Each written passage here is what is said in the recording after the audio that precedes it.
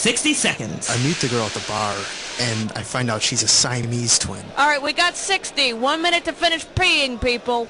And I was like, sweet. Alrighty. Hey, how are you doing? Welcome to the show. My name's Raul. How many people are in the game today? One player. Hey, don't worry. We'll be your designated friend.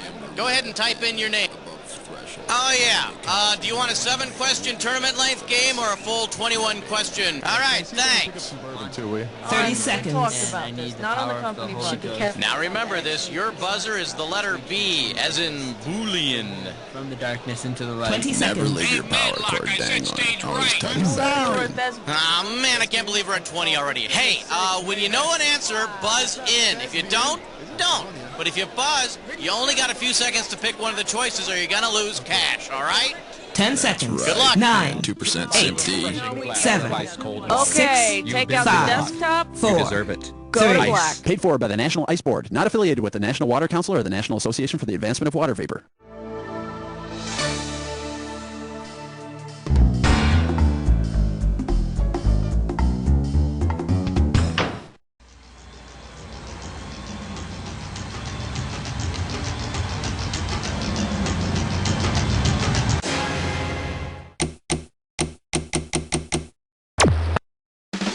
It's time for the show where high culture and pop culture collide. Well, I see you're playing You Don't Know Jack TV all by yourself. Well, don't be embarrassed. Laugh track will be provided. This is it. Just you. I hope you appreciate this. All right, let's go. Give me a category. And now, climbing up the charts all the way to number 1. This one's called You Don't Know Jack. Kevorkian, I'm going to make this one $1,000. Yo, check it out. Based on the name of the theme song, which of the following TV tunes would Dr. Jack Kevorkian most likely whistle? Dr. Kevorkian would be whistling the theme to MASH, which is called Suicide is Painless. Oh, Dr. Kevorkian, the suicide may be painless, but your whistling is driving me crazy. Category, please.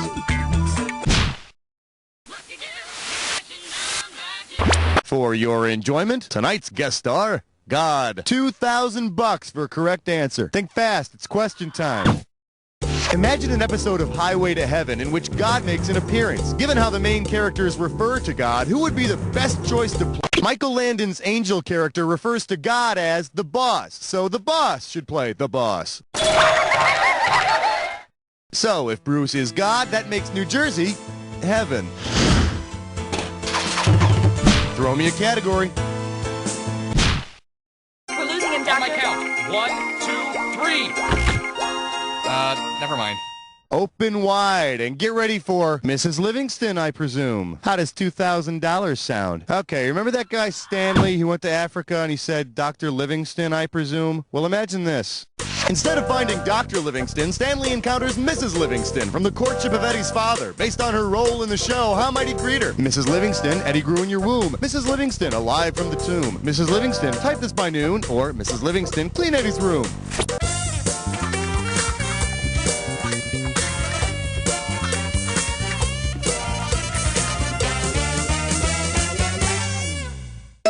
For the curious, here's the right answer. Mrs. Livingston was the housekeeper, so he probably would have told her to clean Eddie's room. Oh, and when you're done with that, Mrs. Livingston, why don't you float up the Congo and kill me some dinner, will you?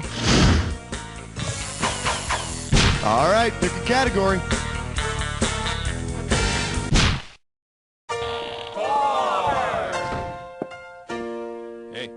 And our special guest tonight, sometimes the price is too high. You give me a right answer, I'll give you $3,000. Hey, now everybody's a big Price is Right fan, right? I mean, when you go to parties, you sit around and you talk about that moment in 1979 when the show's most famous blooper occurred, right? Well, imagine that the best way to get picked to play The Price is Right is to emulate that infamous contestant's approach to the stage on that 1979. On that infamous Price is Right episode, this woman's name is called. She books down to contestants row, and boom, tube top, history. You know, those were the first breasts I ever saw. I swear to you, to this day, the words "come on down" still make my knees weak. Oh, God. Time to pick a category. Hey, smart move, my friend. You just got your hands on a dis or dat. The category for this dis or dat is I hate you. Now come to bed. Okay, I'm going to read off 7. All right, Charles in charge. You think you know the rules? I'm just going to put 30 seconds on the clock. It's showtime. Blake, Dallas or Dynasty? JR. Alexis. Miss Ellie. Crystal. Digger. Last one. Valiant. That's all she wrote. That's the way you do it. Take some of this. Well, good things happen. All right, I need a category. Tonight's topic, 6 in the workplace. May I introduce a long, strange TV show. You get this one, you pocket $2,000. Forward march. Imagine Robinson Crusoe is picked up by a ship and thinks he is hallucinating because he sees mermaids. In its last season, the Love Boat featured a group of performers called the Love Boat Mermaids in an attempt to save the show. And get this, one of the mermaids was played by an actress named Macarena. So, you know, it had to fail. Throw me a cat. Hi. Order. Don't shoot. Got him ordered. Tonight. Savory. I love you, question 7. Well, what do we have here? Don't be a wussy. You get it right, I'm putting you up $2,000. Man, actresses can be so catty. If Cheryl Ladd, Kim Basinger, and Michelle Pfeiffer were in a cat fight for the honor of their former TV shows, which show would not have its honor defended? The Cat, Bad Cats, Dog and Cat, or Josie and the Pussycats? Nope, Michelle Pfeiffer starred in Bad Cats, which makes this a bad answer. Does this ring a bell?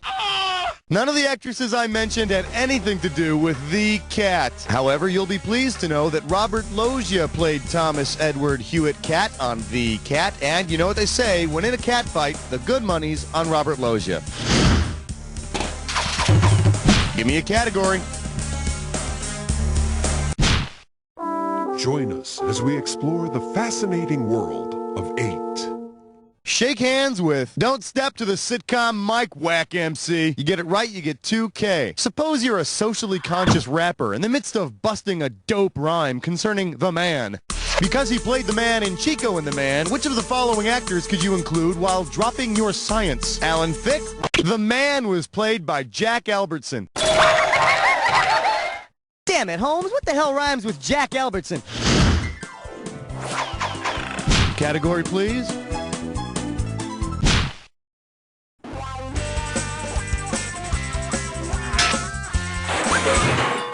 The category is The Long Charm of the Law. You're looking at $3,000 on this one. Not that you've had any trouble with the police, but you do know that the motto of many police departments is to protect and serve.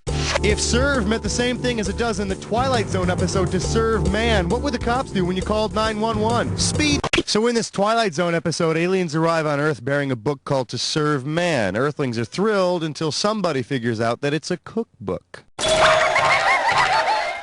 So then when you get arrested, they wouldn't frisk you, they'd tenderize you. All right, pick a category.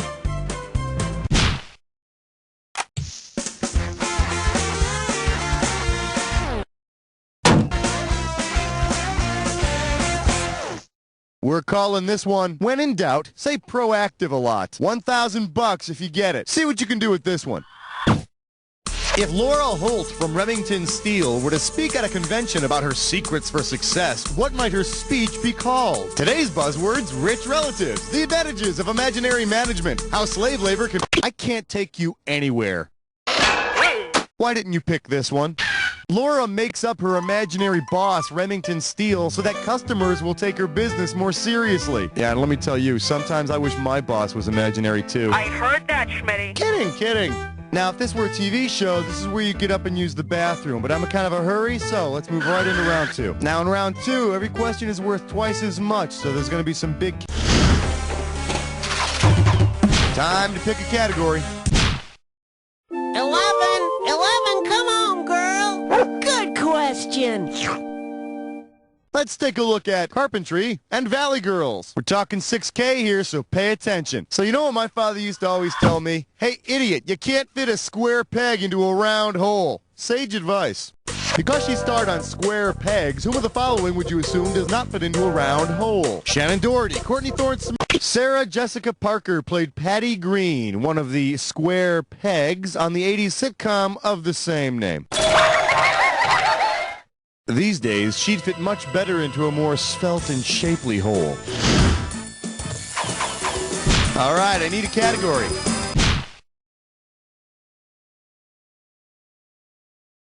Today's specialties include music television that actually plays music. I got $2,000, says you don't know this one. Flex those fingers, here it comes.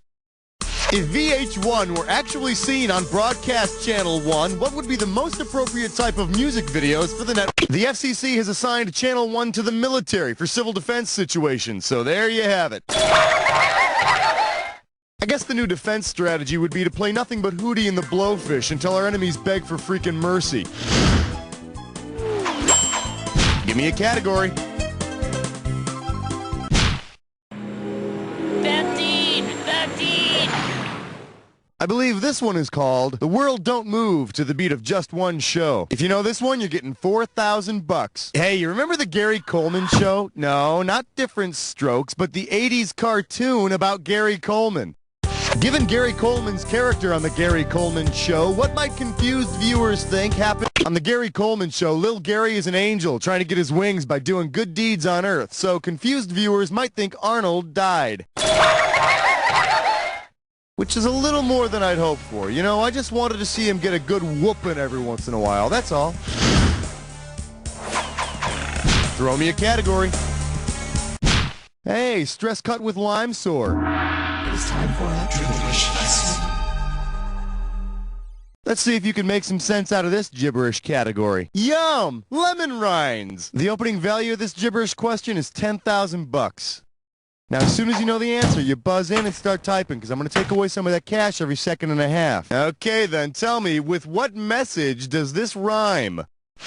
The rind is the bearable zing you taste. Now's the time to type in your answer and hit...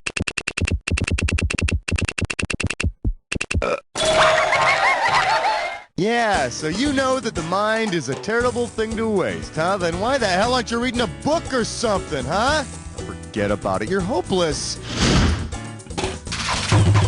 Category, please. The thrill of answering! The agony of 15! For your viewing pleasure, top 10 ways to get there from here. 4K coming your way for a right answer. Alrighty, the next question comes straight to us from our home office in Chicago, Illinois. Let's see if you can complete the following David Letterman sequence. Oneonta, New York, blank, blank, Wahoo, Nebraska. What towns complete the sequence? Boise, Idaho, and Dover, Delaware. Rapid City, South Dakota, and Terre Haute, Indiana. Sioux City, Iowa, and Grand Rapids, Michigan, or Pueblo, Colorado, and Butte, Montana.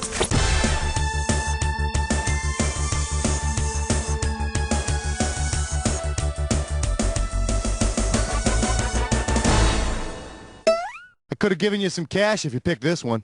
Dave's last NBC home office was Oneonta, New York, and his first 3 CBS home offices were, in order, Sioux City, Grand Rapids, and Wahoo, Nebraska. Wahoo, Nebraska. Kind of like saying, yippee, Wyoming, isn't it? Time to pick a category.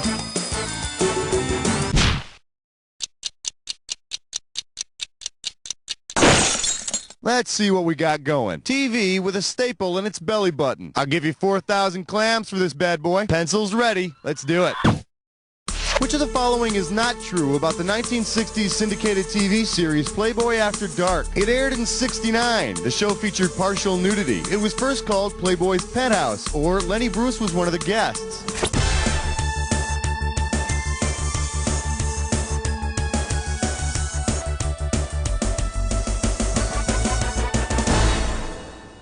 Okay, now, here's a good answer.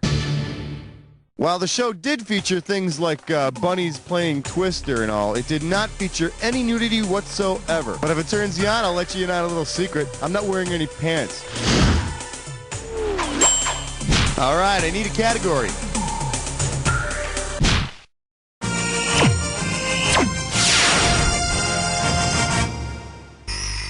This category is known as TV on your back. You get a right answer, you're walking away with $4 grand. Buff up your brains, folks. I'm going to show you a list of names that go in a sequence. All you have to do is tell me what names go in the blanks. Here we go. Steve Allen, Jack Lescoulie, blank, blank, Jay Leno. Is it Johnny Carson, David Letterman, Jack Parr, Johnny Carson, Joan Rivers? Or we're talking host of NBC's The Tonight Show. In order, Steve Allen, Jack Lescoulie, Jack Parr, the king of late night Johnny Carson, and Jay Leno. Now, who's going to come after Jay? Well, I'm available. All right, pick a category.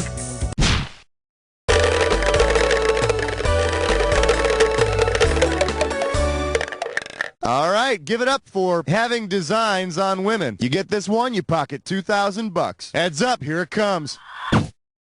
Say you're introduced to one of the sisters from Designing Women. If you want to use her family name, the family name of the sisters on Designing Women is Sugar Baker. And if that line doesn't work, try asking her to give you an estimate on redesigning your bedroom. Give me a category. Minty cool, minty fresh 19. Coming at you, damn Yankees. Heads up, this one's going to be $6,000. Okay, say Mr. Belvedere gets sick and tired of taking care of the Owens family and decides he wants to go to work for a show with British ancestry. Because it was not adapted from a British TV show, for which of these TV households would Mr. Belvedere not want to work? Family Affair, Three's Company, Too Close for Comfort, or All in the Family?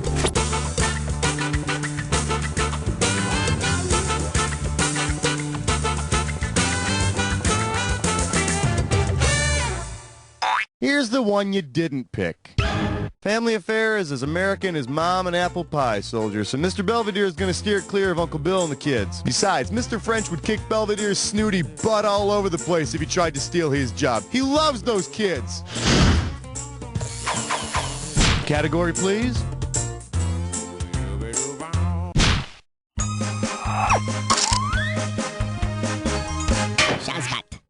Here we have fictional viewer mail from non-fictional viewers. How does $4,000 grab you? Okay, imagine this letter ending up in David Letterman's viewer mail segment. July 31, 1997. Dear Dave, I finally saw The Late Shift. It does not do you justice. I would like to do a true documentary about the late night wars. If PBS can commit 30 hours to the Civil War in baseball, there's no telling how much time they would give me for you.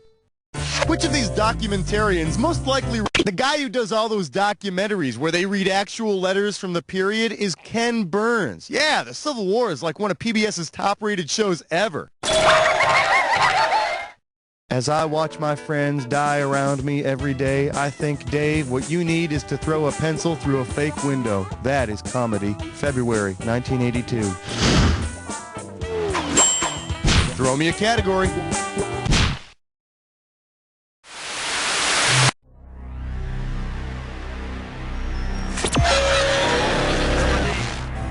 You've almost... Oh, you already know the attack. Well, don't let me stand in your way. I'm sure you'll have a lot to talk about. The cause of your condition. Now let's see how somebody in your condition does at this jack attack.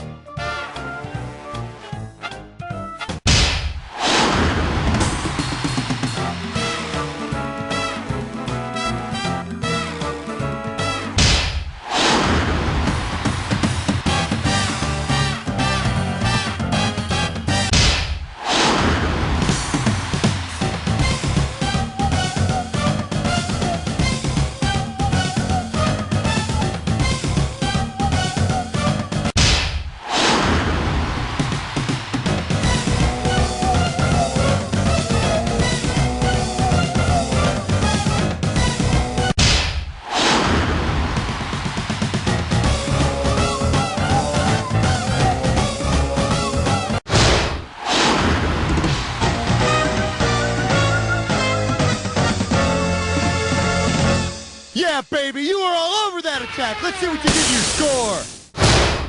There it is. Wow, that was an exciting game. It was a real thrill. You were the best player we've had by far. Now do me a favor, will you? Look to your left, now look to your right, now repeat after me. You don't know Jack!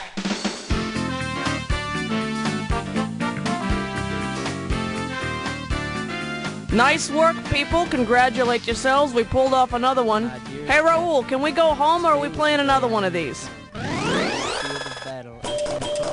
Top position on the high scoreboard. Gee, I hope you don't crush all the people underneath you with the weight of your ego. Hey, if you want to play another game, all you have to do is let me know about it. My life changed.